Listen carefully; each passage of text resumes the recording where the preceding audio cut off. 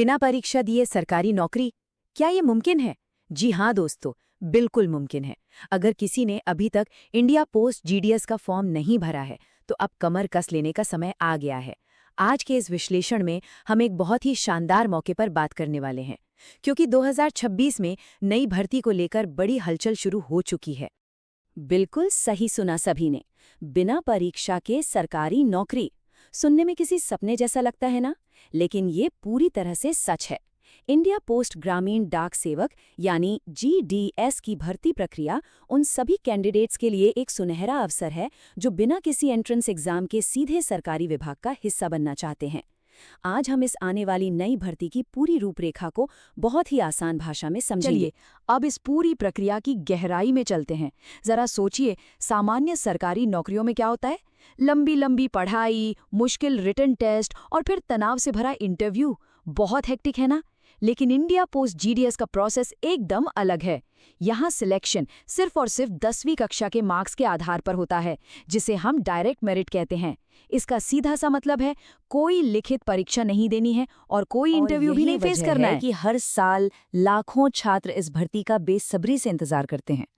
देखिए, इसमें मुख्य रूप से 3 अहम पद होते हैं। ब्रांच पोस्टमास्टर यानी बीपीएम, असिस्टेंट ब्रांच पोस्टमास्टर जिसे एबीपीएम कहते हैं, और डाक सेवक। सबसे दिलचस्प बात तो ये है कि इन तीनों ही महत्वपूर्ण पदों के लिए जो क्वालिफिकेशन रखी गई है वो केवल 10वीं पास है। कोई बड़ी डिग्री नहीं चाहिए। बिल्कुल। और ध्यान देने वाली बात यह है कि यह कोई छोटे मोटे स्तर की भर्ती नहीं होती।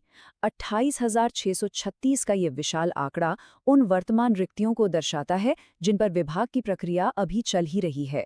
ये नंबर अपने आप में स्पष्ट करता है कि डाक विभाग में हर साल कितने बड़े पैमाने पर युवाओं को रोजगार मिलता है। तो चलिए अब इस पूरी प्रक्रिया की टाइमलाइन को समझ लेते हैं। ये समझना बहुत जरूरी है।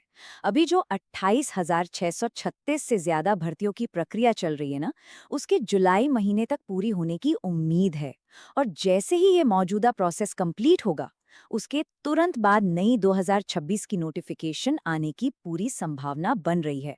मतलब समय बहुत तेजी से आगे बढ़ रहा है। इसलिए अगर किसी भी कैंडिडेट ने पिछली बार फॉर्म नहीं भरा था, तो अब वो गलती बिल्कुल नहीं दोहरानी है। सभी को अभी से अपना होमवर्क शुरू कर देना चाहिए। एकदम सही कहा। स्टेप 1, आज ही अपने सभी जरूरी डॉक्यूमेंट्स रेडी कर लें। स्टेप 2, अपनी 10वीं की परसेंटेज अच्छे से चेक कर लें ताकि मेरिट का एक सही अनुमान लग सके। और स्टेप 3, अगले नोटिफिकेशन के लिए पूरी तरह से मेंटली तैयार रहें, क्योंकि दोस्तों वैकेंसी आते ही कंपटीशन रातों रात बहुत बढ़ जाता है। अब यहाँ पर थोड़ा गंभीर होना पड़ेगा। नई नौकरियों को लेकर इंटरनेट पर ना अक्सर भ्रामक और झूठी खबरें बहुत तेजी से फैलती हैं। इसलिए सभी कैंडिडेट्स को फेक न्यूज़ से पूरी तरह बचना चाहिए। नई वैकेंसी की सटीक और आधिकारिक जानकारी के लिए सिर्फ और सिर्फ इंडिया पोस्ट की ऑफिशियल वेबसाइट पर ही भरोसा करें, क्योंकि सही स्रोत से मिली जानकारी ही सही दिशा दिखाती है। तो अगर बिना परीक्षा वाली इस शानदार सरकारी नौकरी का लक्ष्य है, तो तैयारी शुरू करने का बस यही सबसे सही समय है।